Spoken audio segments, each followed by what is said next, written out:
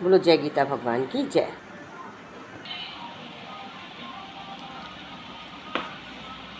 पहले आज सभी को हैप्पी करवा चौथ। करवा चौथ की हार्दिक शुभकामनाएं। कल अध्याय 5 हिंदी में हमने गीता का पढ़ लिया था। आज हम पढ़ेंगे छठा अध्याय, और छठा अध्याय भी हमारा छोटा ही है, बट आज इसको हम आधा ही पढ़ेंगे क्योंकि आज सब लोग बिजी होंगे जो आसानी से देख भी सकें। इसको 2 किस्तों में पढ़ेंगे, आज आधा ही पढ़ेंगे और इसको हम शुरू करते देर न करते हुए। बोलो भगवद गीता की भगवान की कृष्ण भगवान की जय। श्री भगवान अनुवाच। श्री भगवान बोले, जो पुरुष कर्म फल का आश्रय न लेकर करने योग्य कर्म करता है वो सन्यासी तथा योगी है, और केवल अग्नि का त्याग करने वाला सन्यासी नहीं है तथा केवल क्रियाओं का त्याग करने वाला योगी नहीं है। हे अर्जुन, जिनकी संन्यास ऐसा कहते हैं उसी को तू योग जान, क्योंकि संकल्पों का त्याग न करने वाला कोई भी पुरुष योगी नहीं होता है। योग में अरुण होने की इच्छा वाले मनशील पुरुष के लिए योग की प्राप्ति में निष्काम भाव से कर्म करना ही योग कहा जाता है, और योगारूढ़ में हो जाने पर योगारूढ़ पुरुष का जो सर्व कल्पों का अभाव है वही कल्याण में हेतु कहा जाता है। जिस काल में ना तो इंद्रियों के भोगों में और न कर्मों ही आसक्त होता है, उस काल में सर्व संकल्पों का त्यागी पुरुष योगारूढ़ कहा जाता है। अपने द्वारा अपना संसार समुद्र से उद्धार करे और अपने को अधोगति से ना डाले, क्योंकि ये मनुष्य आप ही तो अपना मित्र है और आप ही अपना शत्रु है। जिस जीवात्मा द्वारा मन और इंद्रियों सहित शरीर जीता हुआ उस जीवात्मा को तो वो आप ही मित्र और उसके द्वारा मन ही तथा इंद्रियों सहित शरीर ही जीता गया है, उसके लिए वो आप ही शत्रु के सदृश शत्रुता में बरतता है। सर्दी गर्मी और सुख दुख आदि में तथा मन और अपमान में जिनसे अंतःकरण की विभूति भली भांति शांत है, ऐसे स्वाधीन आत्मभाव वाले पुरुष के ज्ञान में सच्चिदानंदन परमात्मा सम्यक प्रकार से स्थित है, अर्थात उसके ज्ञान में परमात्मा के सिवा अन्य कुछ भी नहीं है। जिसका अंतःकरण ज्ञान विज्ञान से तृप्त है, जिसकी स्थिति विकास रहित है, जिसकी इंद्रियां भली भांति जीती हुई हैं और जिसके लिए मिट्टी पत्थर और स्वर्ण समान है, वो योगी कुछ अर्थात भगवान प्राप्त है, ऐसे कहा जाता है। सदृश मित्र बैरी उदासीन है, मध्यस्थ द्वेष और बंधु गुणों में धर्मात्माओं और पापियों में भी समान भाव रखने वाला अत्यंत श्रेष्ठ है। मन और इंद्रियों सहित शरीर को वश में रखने वाला आशा रहित और संग्रह रहित योगी अकेला ही एकांत स्थान में स्थित होकर आत्मा को निरंतर परमात्मा में लगावे। शुद्ध भूमि में जिसके ऊपर क्रमशः कुशा मृगशाला और वस्त्र छिपिचे हैं, जो न बहुत ऊंचा है और न बहुत नीचा, ऐसे अपने आसन को स्थिर स्थान करके उस आसन पर बैठकर चित्त और इंद्रियों की क्रियाओं का वश में रखते हुए मन को एकाग्र करते अंतःकरण की शुद्धि के लिए योग का अभ्यास करें। काया सिर और ग्लोह को समान एवं अचल धारण करके और स्थित होकर अपनी नासिका के अग्रभाग पर दृष्टि जमाकर अन्य दिशाओं को न देखता हुआ ब्रह्मचारी के व्रत में स्थित भय रहित तथा भली बात शांत अंतःकरण वाला सावधान योगी अपने रोक कर मुझ पर चित्त वाला और मेरे परायण होकर स्थिति होवे।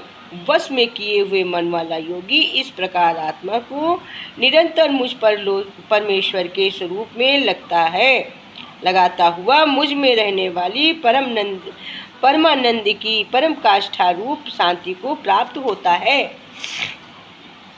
हे अर्जुन, ये योग ना तो बहुत खाने खाने वाले का, ना बिल्कुल ना खाने वाले का, न बहुत शयन करने वाले के स्वभाव वाले का, और न सदा जागने वाले का ही सिद्ध होता है। दुखों का नाश रखने वाला योग तो यथा योग आहार विहार करने वाला, कर्मों में यथा योग श्रेष्ठा करने वाला, और यथा योग सोने का जागने वाला सिद्ध होता है। अत्यंत वश में क्रिया हुआ चित्त जिस काल में परमात्माओं की ही भली भांत स्थित हो जाता है, हम उस काल में संपूर्ण भोगों से स्पर्श रहित पुरुष योग युक्त है। ऐसा कहा जाता है, जिस प्रकार वायु रहित स्थान में स्थित दीपक चलायमान नहीं होता, वैसे ही उपमा परमात्मा के ध्यान में लगे हुए योग के जीते हुए चित्त की कही गई है। योग के अभ्यास में निशुद्ध चित्त जिस अवस्था में उपराम हो जाता है, और जिस अवस्था में परमात्मा के ध्यान से शुद्ध हुई सूक्ष्म बुद्धि द्वारा परमात्मा को साक्षात करता हुआ सच्चिदानंदन परमात्मा में ही संतुष्ट रहता है। इंद्रियों से अतीत केवल शुद्ध हुई सूक्ष्म बुद्धि द्वारा ग्रहण करने योग्य जो अत्यंत आनंद है, उसको जिस अवस्था में अनुभव करता है, जिस अवस्था में स्थित वो योगी परमात्मा के स्वरूप से विचलित होता नहीं है। अब मैंने इसको 21 दोहे तक हिंदी पढ़ ली है। अब मैं इसको हिंदी में समझूंगी, फिर उसके बाद में आगे का अध्याय कल पढ़ेंगे। कहते हैं, परमेश्वर के स्वरूप का निरंतर मनन करने वाला जो ईश्वर को हमेशा याद करता है, हमेशा परमेश्वर के चिंतन में लगा रहता है, उन्हीं का ध्यान किया करता है, स्वार्थ रहित सबका हित करने वाला होता है, जो निस्वार्थ भाव से सभी का हित करता है। किसी का कोई कार्य करते समय अपने मन में यही नहीं सोचता है कि हमें ये लौट कर भी बदले में ऐसा करेंगे, या पक्षपात रहित होता है, जो किसी का पक्ष नहीं लेता, निस्वार्थ कार्य करता है, दोनों ओर से भलाई चाहने वाला होता है, जो किसी का अगर न्याय करने के लिए बैठाया जाए तो किसी का भी नुकसान न करते हुए जो कार्य करता है, उसको कहते हैं पक्षपात रहित, जो दोनों की भलाई करे, दोनों को किसी का पक्ष न लेकर न्याय करने वाला पक्षपात रहित बोला जाता है। जो दोनों की ही भलाई चाहकर कार्य को करता है, उसे पक्षपात रहित कहते हैं। जैसे मनुष्य अपने मस्तक, हाथ, पैर, गुर्दा के साथ ब्राह्मण, क्षत्रिय, शूद्र और म्लेच्छादिकों का सा बर्ताव करता हुआ भी उसमें आत्मभाव अर्थात अपनापन समान होने से सुख और दुख को समान ही देखता है, वैसे ही सब भूतों में देखना अपनी भांति सम देखना है। कहते हैं, संपूर्ण संसार के पदार्थों और कर्मों में तृष्णा और फल की इच्छा का एवं ममता और आसक्ति का सर्वथा अभाव होने पर भी उसमें सूक्ष्म वासना और कर्तव्य स्वाभिमान शेष रह जाता है। इसलिए सूक्ष्म वासना और अहं भाव के त्याग कर का श्रेणी का 7वीं श्रेणी का नाम ही त्याग कहा जाता है। संपूर्ण पदार्थों में और कर्मों में ममता और आसक्ति का त्याग होकर केवल एक सच्चिदानंदन परमात्मा में ही विशुद्ध प्रेम का होना, ज्ञान की दूसरी भूमि में परिपाक अवस्था को प्राप्त हुए पुरुष के लक्षण ही समझने चाहिए। कहते हैं, गीता के 6वें अध्याय का में मेन उद्देश्य ये है भगवान का कि कोई भी छोटा बड़ा नहीं है, सब एक परमात्मा के अलग अलग रूप हैं और नाम है। श्री कृष्ण ने गीता में 10वें अध्याय में विभूति योग का वर्णन किया है, और 6ठे अध्याय में जितने भी व्यक्त हैं कि देवी देवता है, वो सब मेरी ही विभूति हैं। मैं ही शिव रूप हूँ, इंद्र रूप हूँ, यक्ष रूप हूँ और कुबेर रूप भी हूँ।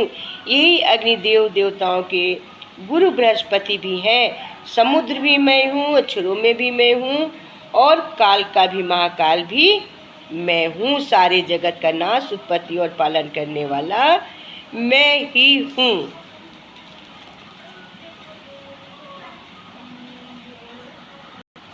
इसलिए संपूर्ण पदार्थ माया के कार्य होने से सर्वथा अनित्य है और एक सच्चिदानंद परमात्मा की ही सर्वत्र संभाव से परिपूर्ण है। ऐसा दृढ़ निश्चय होकर शरीर रहित संसार के संपूर्ण पदार्थों में और संपूर्ण कर्मों में सूक्ष्म वासना का सर्वथा अभाव है, अर्थात अंतःकरण में उनके चित्रों का संस्कार रूप से भी न रहना एवं शरीर में अहंभाव का सर्वथा अभाव होकर मन प्राणियों शरीर द्वारा होने वाला संपूर्ण कर्मों से कर्मापन के अभिमान का लेश मात्र भी थोड़ा सा भी न रहना, यही गीता का छठे का उपदेश है।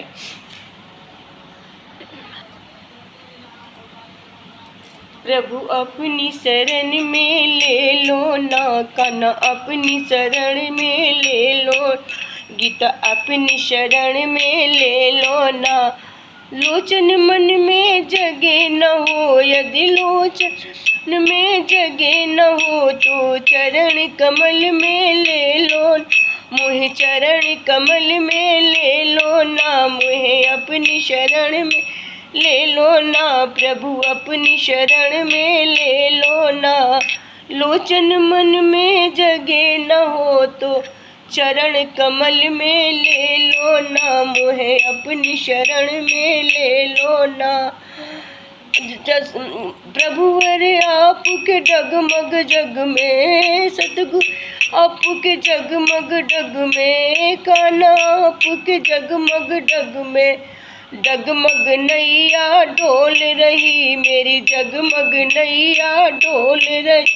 प्रभु आपके जगमग डगमग जग में डगमग नैया डोल रही मेरी जगमग नैया डोल रही है।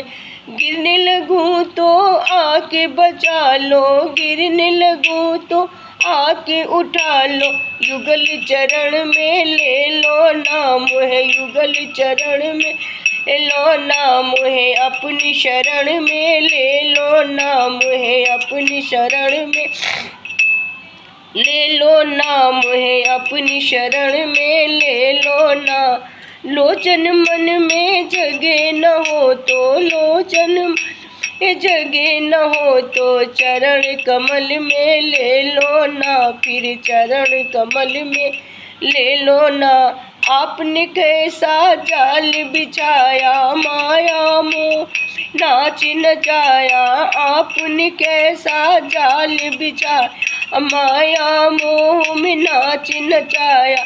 इस जीवन में आन मिलो ना, इस जीवन में आन मिलो ना, पद पंकज में ले लो ना, प्रभु पद पंकज में ले लो ना, मुहे अपनी शरण में ले लो, मुहे अपनी शरण में ले लो ना। लोचन मन में जगे न हो जो लोचन मन जगे न हो तो पद पूजन में ले लो ना, मुहे चरण कमल में ले लो ना। दर दर अटकूं दर दर भटकूं, दर दर अटकूं दर दर भटकूं, कहाँ कहाँ अपना सर पटकूं, दर अटकूं दर दर भटकूं, कहाँ कहाँ अपना सर पटकूं। चिंता मेरी तब ही मिटेगी, चिंता मेरी तब ही मिटेगी, जब अपनी शरण में ले लो, मुहे अपनी शरण में ले लो ना। लोचन मन में जगे न हो, यदि लोचन में जगे न हो तो चरण कमल में ले लो ना, मुहे अपनी शरण में ले लो ना।